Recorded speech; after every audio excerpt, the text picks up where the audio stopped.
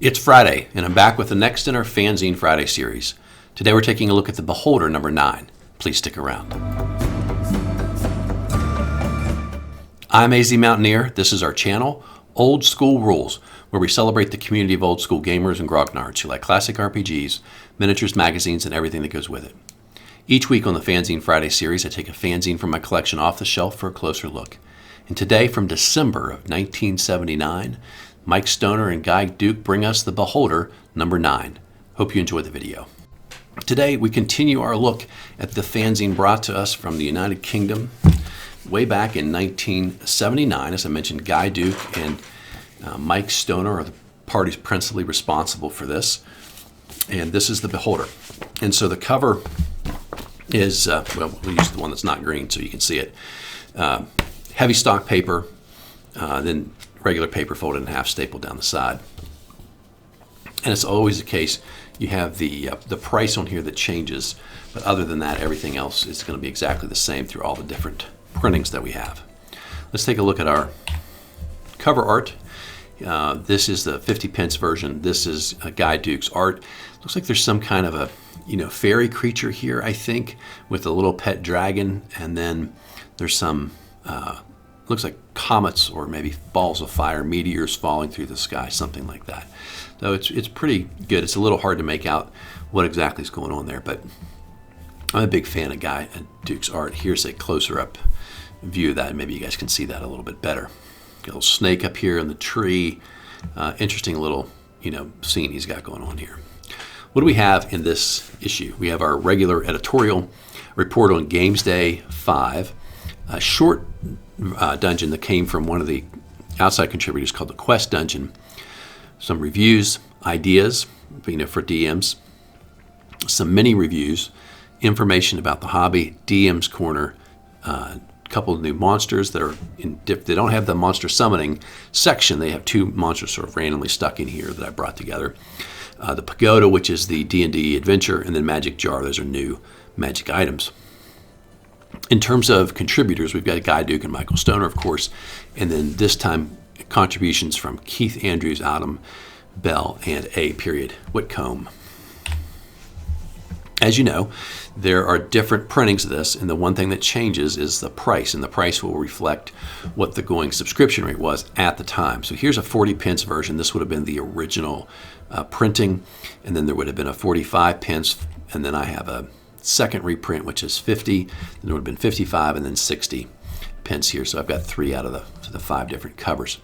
And they mention in here, we'll talk about this a little bit later, at this point they have some reprints available, and those are going to, they announce in here, start being 45 pence. So right here around the end of 1979 is when we see the increase in the price. Editorial has the standard information about contacting them, and as they point out, they're the only monthly fanzine for D&D right now in the UK. And they do a great job of getting really good content, consistent, good content, and every month, which is, as you've seen some of my fanzine videos, you know that a lot of people, did not achieve that. They do mention that they don't date these, right? But they try to have one come out every month. And that they want to point out, if you remember in the last video, I called it the October because it came in October, but I guess that was actually the November issue. And so they say, you got to remember that the delivery date for these is right around the first week of each month. And so if you get one early, like you did number 8, which came at the end of November, at the end of October,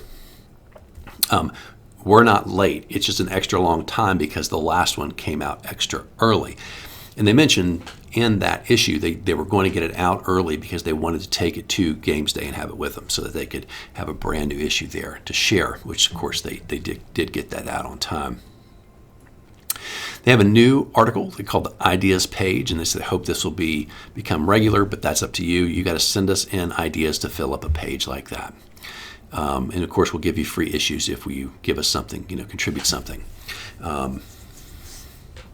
And then they're always talking about back issues because there's obviously a lot of demand from folks, right? And they say here in the editorial, we don't have any. We lost them all. We gave them all out or sold them all at Games Day, so we just really don't have any. And so they say this is the nearest thing you're going to get from us as a Christmas issue. So happy Christmas to everybody, and we'll see you next year. Here's the report on Games Day 5, October 20th. And they say it was, bottom line, it was a really, really good time. All the usual stuff. They call it the bring and buy stall for people. The dreaded auction, I guess they didn't like that. The inventor's corner, trade stands, and of course they call it the now familiar PETs. And so the PET is a mini computer. And so they would come and they would set up these computers. And they had this had 3 different games: a dogfight, explore computerized dungeon, which they say was pretty dull, and a Star Wars game.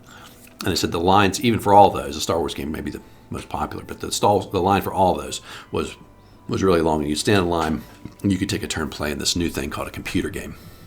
I think it's really cool. There was a postal area near the front of the hall that was giving out some free magazines, and unfortunately, it says, no new exciting products for sale really here, although Task Force Games did have something which they do a review of here in just a minute. So we got out our issue 8 early so that we could, and we sold out of those in a few hours, and they also sold all their back stock. D&D competition, that was pretty good. Had a quiz, a knockout round. And I like his comment. He said this was actually a really good quiz with useful knowledge, like the kind of things you would expect a player or character to know, right? He says not some random thing like how many pages are there in the Greyhawk supplement. So he thought the structure of that quiz was really good. There was a small dungeon testing speedy working and group cooperation. And then there was a lengthy dungeon adventure, which lasted for several hours. And then they mentioned the winner of the D&D competition was a guy named David Cochran, and he won a copy of the DMG signed by Gary Gygax, which they said at this point is like the last available version of this book in the UK. They thought they were going to have a shipment over here. It got delayed, and so right now you really can't find a DMG more or less in any store in the UK at that time. They had awards. He said, surprise, surprise, D&D was the best game. The best new game was Advanced D&D. And the best magazine went to White Dwarf. As he said, how unexpected. He also said randomly there were Frisbee demonstrations going on in the middle of the gaming hall, and so that was kind of crazy. Very enjoyable. New venue was an improvement, and he thanks to Games Workshop and everyone who worked so hard to make this a lot of fun.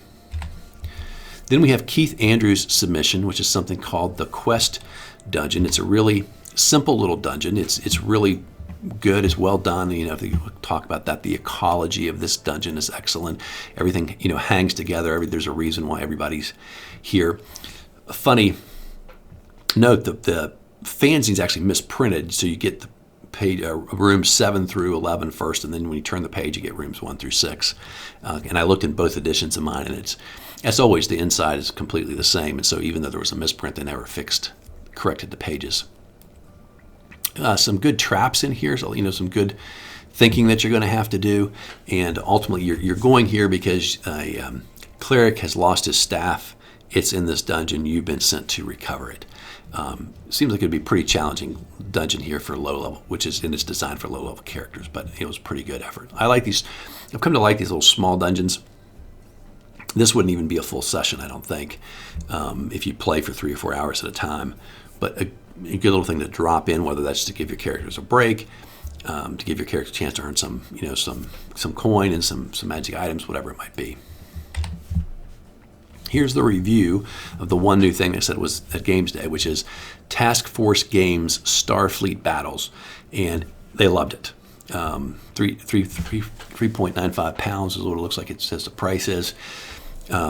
This follows up on the success of Metagaming's Ogre game, and now everybody else is getting into some of these mini games. He said if you're a Star Trek fan, sci-fi fan, you're going to love Starfleet Battles. He says it's marvelous and it should be a bestseller. Here's the ideas page, a collection of tricks, traps, and useful ideas from Keith Andrews. And so first thing he wants to talk about are stone statues and how so often those things will animate. And so here's some ideas for the clever player. 1, put an iron spike into its head first thing, so that if it animates, maybe that does damage. Now, again, it's a statue, not a person, so I'm not sure if having an iron spike in the head of an iron statue kills it, or it doesn't even really care, right? The other thing is cover it with oil and have somebody stand nearby with a torch. And as long as it's taking damage from normal things like flames, if it animates, you're ready. You sort of preloaded a round of damage. You can throw that and light it on fire. Fighting undead. Carry lots and lots of holy water. And those make great missiles rather than arrows or anything else. Throw holy water, cause damage to them. And I think that's one thing I've noticed players probably don't do as much as they should, is come armed with holy water as a weapon to use against undead. Most people just bash them with their swords, right? The dungeon corridor ends in a wooden door, which is closed, and it's always spiked on the other side, right, holding it shut. And you're going to, of course, batter it down. So here's a trip. What if the door's rotten? So when you smash, you fall straight through it, and only to discover on the far side is a large pit area. And so you've come through the door, and then you're off balance, you fall forward, and you fall into the pit. Uses for the telekinesis spell. He says, how about, I don't think this will not work in my game, but use the telekinesis spell to tote around a bunch of arrows, and then when somebody comes, you use the telekinesis, he's thinking like to sort of fire the arrows at him. I don't know that telekinesis moves fast enough to do damage with arrows. Maybe you could do it with spears, javelins or something. Create a wall of spikes, maybe you just hold it there, and so when they come forward, they hit them. I don't know. I'm not sure. I like the creativity. Always like creativity. I'm not sure you can fire a bunch of arrows that way, because that's what he says. It would shoot a volley of arrows. Anyway, how do you get to a monster that's holed up somewhere when you don't want to charge in? He says smoke them out. Basically force, shove in rags, whatever you want to do, but try to create a really smoky fire that will make it difficult for them to breathe or see, assuming that you're talking about a creature that breathes or needs to see. Equipment from the player's handbook. Don't forget to use birds. There's all kind of birds in there. They can test potions and other liquids. They can test to see if things are acid or poison. Make them drink from any fountain that you see. And all those things, and I think you could have some fun with that if different events that maybe like cause polymorph or change of size might be fun. But and then lastly, carry a canary, the old coal mine thing, to see if there's something wrong with the air. The canary will die before your characters maybe have to make a saving throw. And finally, this is actually two more things. One is a Molotov cocktail. He says for a DM, if the players seem to be in love with throwing flasks of burning oil, then start handing those things out to the orcs, the goblins, the kobolds in your campaign too. What's good for one is good for the other. My favorite thing of this actually is, it's kind of nasty, but it's his mention of don't overlook the value of acid. Everyone should be carrying acid, especially a thief. You put it in a metal container that it won't eat through. And you can use acid for all kinds of fun things, like dissolving a lock if the thief can't pick it, to melt the bars of a cage or any kind of a trap, melt the hinges off of a door that's locked, etc. Lots of good uses. In addition, obviously, to throwing it onto other creatures to burn them up. Or, burn them acid. Here's our mini reviews. These are Christmas is coming. Here's some ideas of things you might want to purchase. Chivalry and Sorcery, as everyone says. If you really like way, way more detail and attempts at realism than you get in D&D, Chivalry and Sorcery could be the game for you. Gamma World from TSR, the mutated future, post-apocalyptic future. They thought it was a lot of fun. Metamorphosis Alpha, the original TSR sci-fi game from the late great Jim Ward, where you're on the Starship Warden and you're trying to survive. As they say, their problem with Metamorphosis Alpha never became quite as popular, and they say the referee's got to do a lot of work to map out this spaceship in advance, because the players are going to go all over the place looking around for stuff.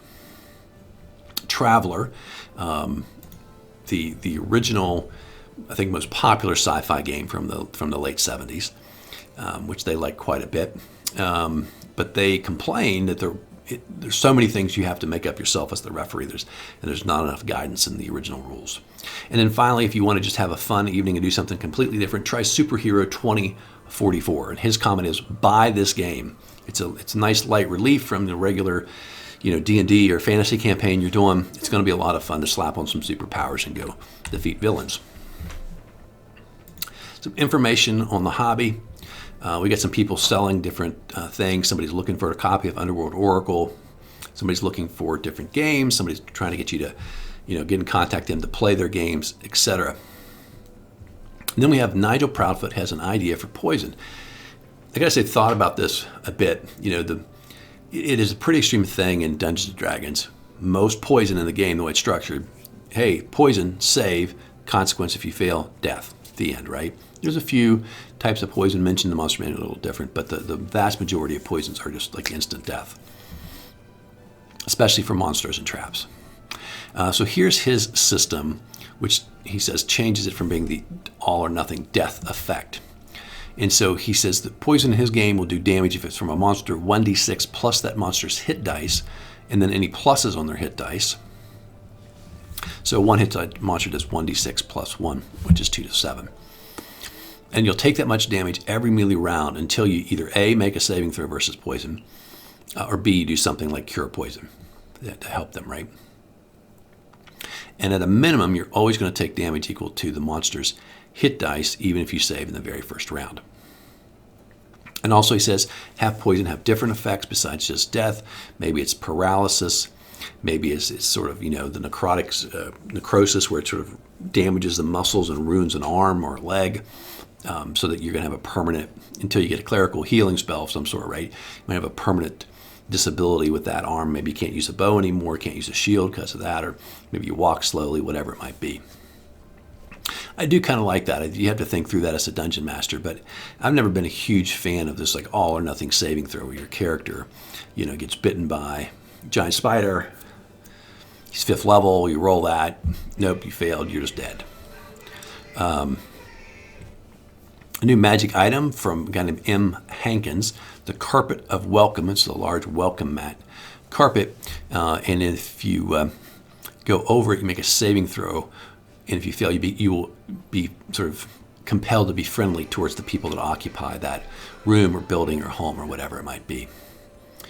And then finally, the Bracers of Polymorph. When you wear these, you can change into any monster up that has hit dice up to your current level. You have to make a save versus system shock, and there's also a chance that you might decide to just like your brain might get wired in a way you want to you stay in as that monster. Now it only has a duration of 212 turns, and so eventually you'll come back. But in the meantime, you might actually become that monster, right? So maybe you have the personality, maybe you attack your other party members, and so you lose your normal control over your mind, and you don't have any memories and so forth. Okay, the DM's Corner. How to run a living dungeon. This is a concept that Mike Stoner has mentioned on a few occasions. And this is the idea of a dungeon that, one, I say, sort of holds together. Everything's there for a logical reason. It's not sort of this, as we say, not a zoo or a menagerie dungeon. And the main thing is he's just saying, you got to think through everything. Where do these people get their food and their water? Where do they sleep? Why are they there? Where would they put their treasure? Just, saying, basically calls it a living dungeon, but think about it as sort of more realistic. How to create this dungeon. Why would they be there? What type of creatures would be sort of cohabitating together and why? And just try to make it a little bit more realistic. And the other thing is a sense of what's going on over time, right? Are there patrols? Are they sometimes out raiding a nearby village and not in the dungeon? So come up with those ideas, maybe make a random chart. So every time your characters come, the way they're going to encounter this might be different. Even though people maybe have some home-based rooms in there, do they walk around from time to time, obviously because they're on their way to get some food or to relieve somebody from guard duty? Again, chart those things out, because one of the things you need to do is keep track of time if you're going to have a dungeon and try and impose that kind of that realism on there. 2 new monsters, the Gobble Knoll, like the knoll like a hill, come back to that, and the Reaper Skeleton. Alan Bell gives us the Gobble Knoll. The Gobble Knoll is a living creature that looks like a small hill with a cave mouth in it. It'll be covered in beautiful flowers, very peaceful place, and this cave will look like a very nice, inviting place. If the characters don't go there, this creature has the ability to control weather, and he can bring heavy rain to the area to try and drive the party into that cave entrance. And once they go in, the gobble knoll can close that over, and now you can't get out. And then you're cut off from all oxygen, and the gobble knoll waits for you to die, and then he rolls you further back into his hill-like structure and begins to digest you. If you do damage on it, a 10d8 of internal damage, the gobble knoll will be persuaded to open the mouth and sort of roll you out back into the world. Just the gobble knoll. The Reaper skeleton is a skeleton who looks like the iconic Vision of Death. He carries the large scythe, two-handed thing. He's hard to turn. He turns more like a wraith rather than a normal skeleton, and has 4d8 hit dice. The scythe can do 1d20 damage, and then if it hits, there's a 20% chance he'll chop a limb off. You have to make a fear save every time when you first see him. And other than that, he's just a nasty, nasty undead. Here's the adventure. It is quite good. This is, I think, if I remember my history correctly, they said Guy Duke did most of the dungeon adventures that are in here. This is called the Pagoda. Centuries ago, a hostile nomadic sect of Takes, that's what he's created, this group of people, chanced upon an ancient burial ground situated in a barren wasteland.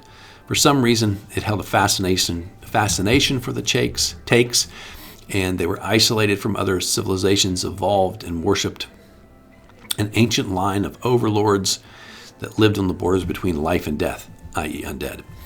Above the original tombs, they have built this great black pagoda that is said to house the great treasures of their sect. There's a carrion stench around, and the only thing you see are a colony of evil ravens. The overlord is said to have many powers, not the least of which is he can drain the very life energy of his enemies. I wonder what he might be. He's a vampire. 4 to 10 characters of 3rd to 4th level, and a cleric is virtually essential, no doubt. This is 3 days' journey from the nearest habitation. There's no running water to be found within 2 days of the tombs, and there's nothing living within the last 2 days around the pagoda either, other than these ravens, apparently. And so basically there's a one entrance into this pagoda, and you'll see here there are 6 different levels of it. It gets smaller as it goes up. And then there is an underground level as well, the under tombs. It's really, really good. Lots of traps. The writing was a little sketchy. It's not super, let me go back to this map. It's not super clear how you get up from every level to the next. There weren't, for example, the stairs from level 2 to level 3. It's not clear where you come up from level 2 to level 3. But in any event, if nothing else, you can go outside on the balcony and climb up and get to the next level, I suppose. And maybe that's what you're supposed to do for some of these. In any event, you go through, if you can find your way, work your way up, you can fight this vampire. There's some stuff you can find along the way. If you're lucky, I think there's some things you're supposed to find that help make this more victory possible. And some of the things are pretty hard to find. And there's lots of traps and tricks in here that a dungeon master would need to be pretty familiar with before running this campaign, so that everything goes smoothly. And there's certainly a few rooms where the party can find itself getting a little overpowered if they're not careful. But all in all, great adventure. That one is probably a nice long session, a nice start in the afternoon, go to night kind of session, or go start late in the evening and go all night kind of session. Magic Jar, this is our new magic items. And it's actually, as they say, sort of one magic item, or a lot of ideas associated with one magic item, which is something they call the Ring of Amplification. I like this quite a bit. There's definitely some tuning that needs to get done for some of this. But what they do is they say that we look to the DMG, and they have the magical properties of some stones. And so the ring of amplifications, this enchanted ring, it'll have a little clasp area for somewhere between 1 and 5 gems to be placed into the ring.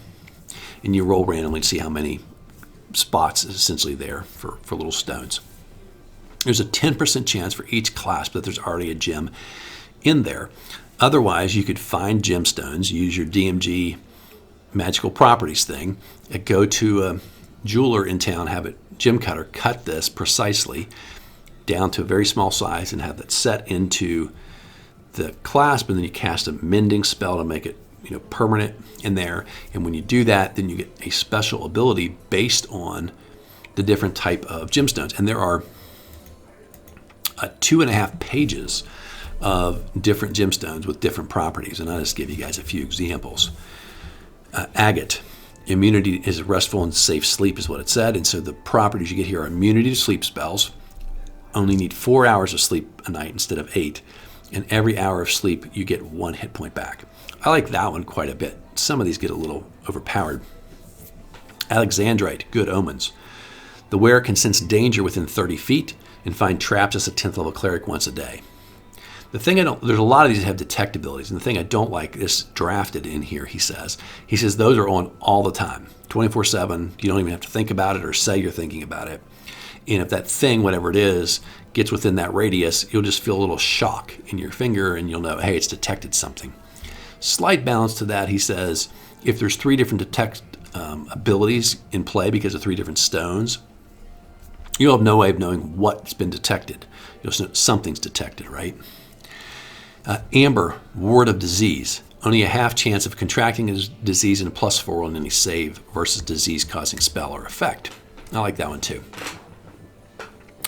The barrel wards off foes. Detect enemies within a 30-foot range. So now permanently you're going to know, right? Whenever there's something on the other side of a door. -1 hit probability on everyone who attacks you. That's pretty good, but not super overpowered. Oh, and he said very clearly, I'm trying to make a good but not super powerful magic item. I think we need more sort of low power magic items to give characters choices about different things they want to do. The Bloodstone, weather control. Control weather spell as a 20th level cleric once a week, +2 on any saves versus natural excessive heat or cold. The Cat's Eye Agate, protection from spirits, works as a sanctuary spell against all creatures not from the prime material plane, all the time. The Carnelian, protection from evil, emanates a permanent protection from evil 10-foot radius, detect evil ability 120-foot range. See, I wouldn't let you do that. I would scratch that because that's the paladin's sort of special area. I wouldn't let anybody else have that overlapping ability. Plus, it works all the time. That's way too powerful, I think. And so there's other ones here. There's one that gives you bonuses versus undead, protection from charm spells, magic 10% magic resistance, and +1 on your saves. One that doubles mirrors the effect of boots of Elvenkind, cloak of Elvenkind, weather control, immune from insanity. One that will cause wounds to cure at double the normal rate. More stuff against the undead. One that gives you +2 on all your to hit rolls. That's a really permanent, permanent every round thing. That's pretty powerful. Fighters do +4 damage on all attacks if they happen to be a fighter, and heals your wounds at triple rate. That'd be fantastic if you were a fighter. Immune from sound attacks like charm of a harpy, that kind of thing. Detecting poison, saving versus poison, save versus fear. Permanent ring of feather falling. The one in here that will cause lycanthropy, if you wear it for a week, you'll actually contract it. +1 on all saving throws versus magic. But on the flip side, friendly spells have a chance of not working either, like a cure light wounds. So that's kind of good balance, right? All you and all of your allies have basically a +2 on your armor class, or everybody else is -2 to hit you.